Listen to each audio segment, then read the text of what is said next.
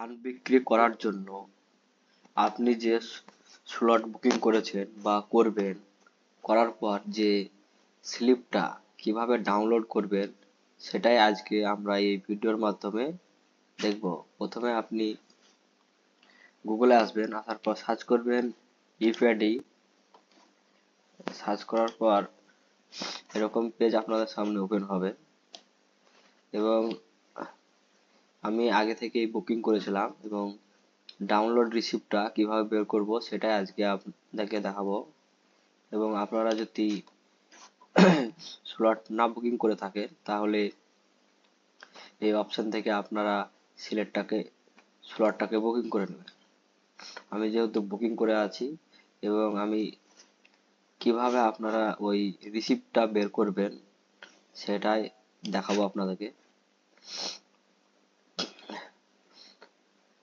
একটা লিংক আপনাদেরকে আমি ভিডিওর কমেন্ট বক্সে দিয়ে দেব, ওই লিংকটাকে কপি করবেন, করার পর এরকম নতুন আর একটা পেজ খুলবেন।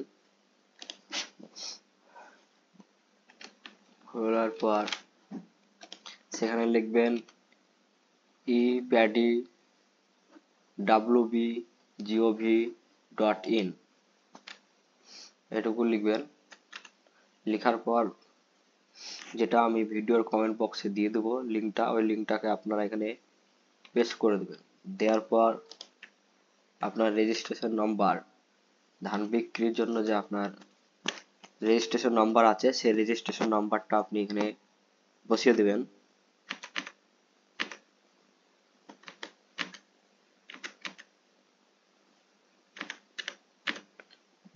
বসিয়ে দেওয়ার পর সার্চে ক্লিক করবেন।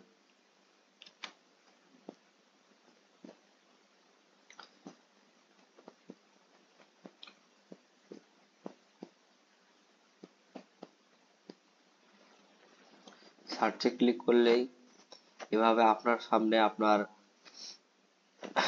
স্লিপটা ডাউনলোড হয়ে যাবে এবং যেটা অনেক দিন ধরেই সমস্যা চলছিল, মানে কেউ বুঝতে পারছিল না কিভাবে এটাকে ডাউনলোড করব, সেটাই আজকে আমি এই ভিডিওর মাধ্যমে আপনাদেরকে দেখালাম। এবং আমি এই লিঙ্কটা ভিডিওর কমেন্ট বক্সে দিয়ে দেবো, সেখান থেকে আপনারা এই লিঙ্কটাকে কপি করে এভাবে খুব সহজেই ডাউনলোড করে নিতে পারবেন।